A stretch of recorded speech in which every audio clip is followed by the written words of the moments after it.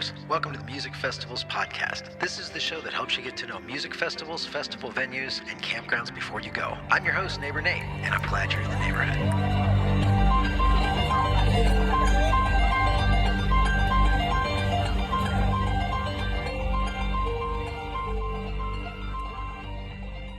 Welcome back, neighbors, to episode number 65 of the Music Festivals podcast. This is the show that helps you get to know music festivals, festival venues, and campgrounds before you go. And as always, I am your host, Neighbor Nate, and we have a lot going on in today's episode, so hang with me. We're going to talk about Music Festival Podcast's first official media residency, and that's at the Florida Sand Music Ranch. We're also talking about the spring and summer 2026 tour, where we're going to hit about 30 some odd festivals, and we're actually doing a call for a limited number of sponsors for that. We're going to recap the Sunshine Hootenanny 2025 festival that was a few weeks back right down here at Florida Sand. And then there's a whole bunch of well-deserved neighbor shout-outs that we want to get to, as well as information on our first seasonal live stream as part of this media residency. And that's happening down here this weekend for Remedy Tree's Forest Gathering Festival. Really excited about that. But for now, we're going to pay some bills with a quick word from our brand partners. Hey y'all, it's Drury from DLaw Coffee Company. Let's take it from the beginning. Hi, my name is Drury Anderson, and I'm a 21-year-old musician from Alabama. Music has always been a part of me, and I'm super lucky to be traveling around touring with my best friends. Whether it's playing music or putting together something for my friends, I've always been passionate about the power of a shared experience.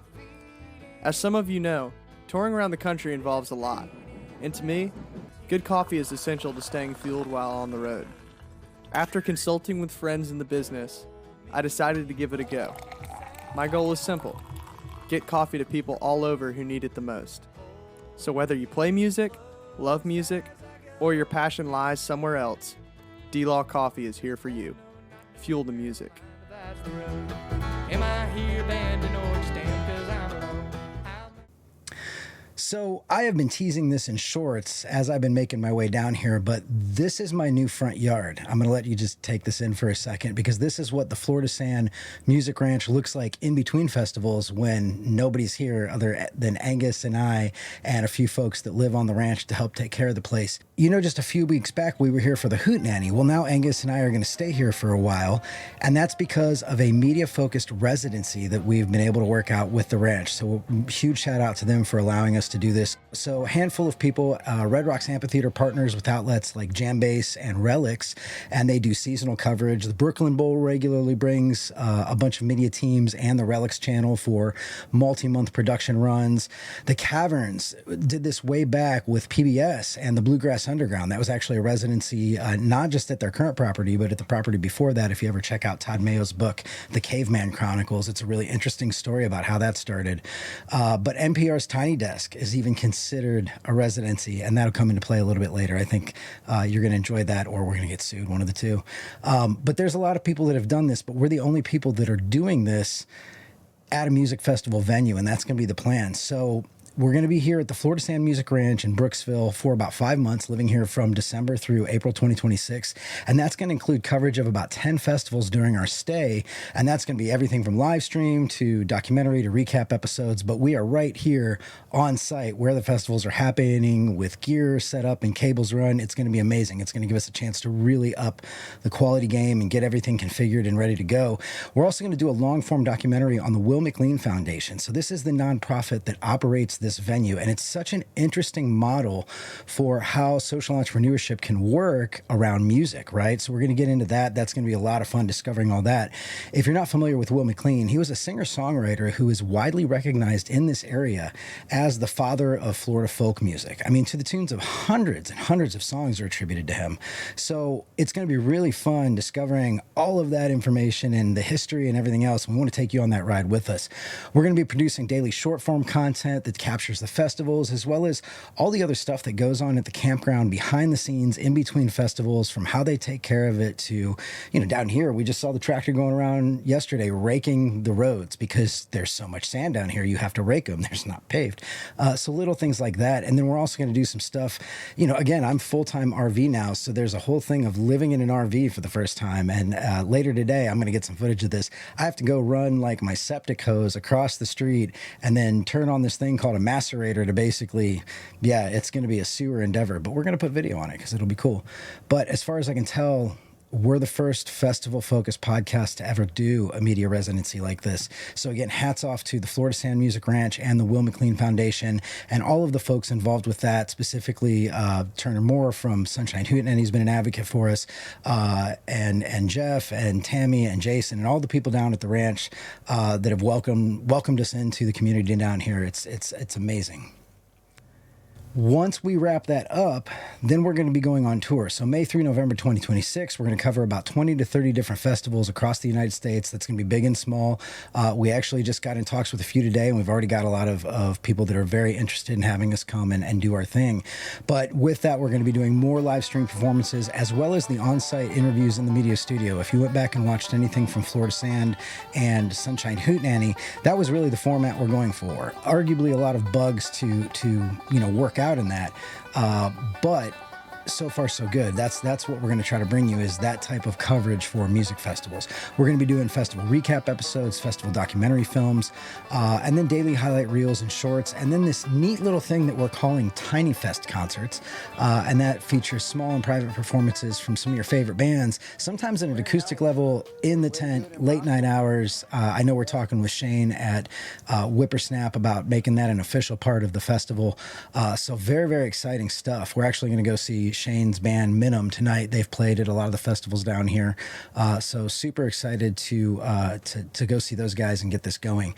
Then once we get through the tour, we're going to return somewhere in the southern states in December 2026, and we have some discussions with other music venues for our next winter residency, and perhaps even one in 2027 that'll take us out west. There'll be more information on that to come once we've had those conversations, but I think you're going to want to stay tuned because we're going to take the show on the road across the country, and you're going to see a whole bunch of different festivals. This episode of Music Festivals Podcast is powered by Eventeny, the all-in-one platform that takes the stress out of running festivals. Their brand new program management tools let promoters keep every detail in one place. Schedules, stage assignments, artist travel, and even contracts and riders. No more spreadsheets or scattered emails, just one connected flow that saves you time and helps you focus on the big picture. Learn more and schedule a demo of their festival software today at bit.ly Eventeny-MFP. That's bit.ly Eventeny-MFP.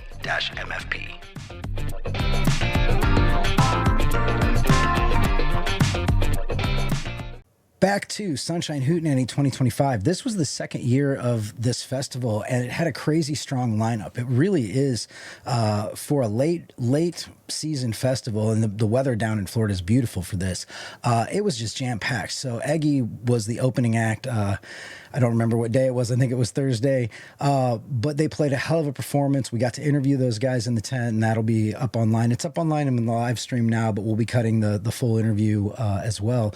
But they did this Judy Blue Eyes suite that was just unreal.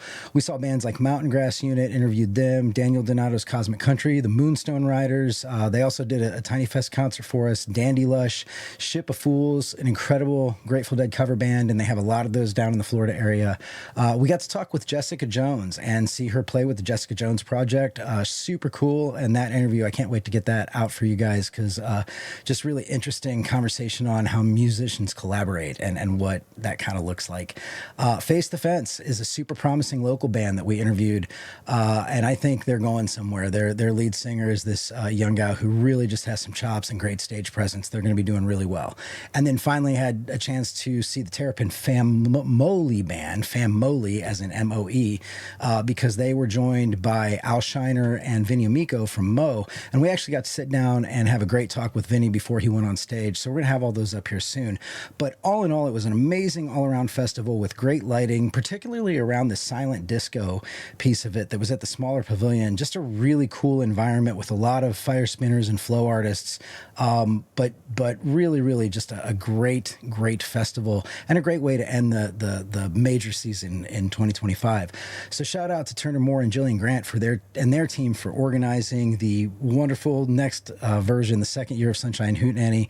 I love this festival so much, I actually have a tattoo of the first one like on my cab. If you're down in the Florida area, take a look at the Sunshine Music Festivals. They do really great events, very easy to get around, very relaxed. You're going to have a great time. With that, I also want to give out a whole bunch of well-deserved neighbor shout-outs. First going to my friends Ed Lacey, Rylan, and Isley McLaughlin up in Ohio. Just a wonderful send-off for them as I began this journey down here, and they're going to be coming down to visit us in February for Whippersnap, and hopefully helping out with the production on that. Again, Rylan was the very talented young guy who was live cutting some of the festival coverage that we did back at Lazy Jam in Indiana, in Hartsville, Indiana. So excited to have those guys come and check out this venue. I also want to give a shout out to my friends in Van Wert, the Van Wert crew, and there's like a whole bunch of them. But got to see those guys before I left at a great show by the Debutantes. This is an Indiana Newgrass band that we hope to have on the show sometime, but that show was at the Clyde Theater in Fort Wayne, Indiana, and the after party was completely off the hook. Somehow, we always get into these cool things when I hang out with the Van Wert crew. We went up to this apartment. It was a corner penthouse suite apartment in this old building, so super cool decor. And in the actual parlor room where music and ensembles were meant to be played, sat the Debutantes doing an after party show, and they just played for a couple hours, and it was fantastic. And it was literally like sit on the floor and hang out and watch them play. So just an amazing, and then the Hall of Mirrors and the entrance of that apartment was, you'll see the video, but it was just incredible. It was very trippy, and yeah, lots of fun. I do want to give a shout out to Jeff Depew, Tammy, and Jason at the Florida Sand Music Ranch. Tammy and Jason are on-site property managers and arguably now my next door neighbors. So it's really good to be down here with those guys. They've been super wonderful for us, making sure we have everything that we need. Angus is even getting used to everybody down here, so that's pretty cool. But really, you know, Jeff has been instrumental in making the residency idea come to fruition. And it's a crazy yet super cool idea, and I can't believe it's actually happening. But thanks to Jeff for really pushing that through. And again, Turner Moore as well for his advocacy and support on making this happen. And then I also want to give a shout out to all of our harvest hosts on the trip down here. And that included Crimson Sky Farm in Schwanksville, PA, Hidden River Farm and Retrievers in Angier, North Carolina. And Mims was such a great host, like super cool lady. Beautiful farm. They gave us, you know, a great big fire pit stocked with wood. It was wonderful staying there. And then also Whippoorwill Farms in South Carolina. That's in Ridgeland, South Carolina. Super cool organic farm. We bought the breakfast package, and that came with eggs and bacon and all this stuff. So I've been eating on that. But had some battery trouble, and the folks there went out of their way to make sure we could get things jumped and moving. And so just a wonderful stay, you know, using harvest hosts all the way down to Florida, taking it slow and really experiencing it along the way. Unfortunately, it rained like hell the whole time, and so I wasn't able to get great video, but this is something that you have to see for yourself. So if you are a full-time RVer or somebody that just likes to travel around to festivals, whether you own an RV, a trailer, or you rent your own, make sure you check out the Harvest Hosts app. It is, we got a URL, bit.ly/harvest-hosts-MFP, as in Music Festivals Podcast. Harvest-hosts-MFP. But this is something that if you're traveling around and doing what we're doing, it's essential. It's such a great thing to be a part of. And so we hope to get somebody from Harvest Hosts on the show soon. And we've got some content for some of the stays up there on the channel. So check that out.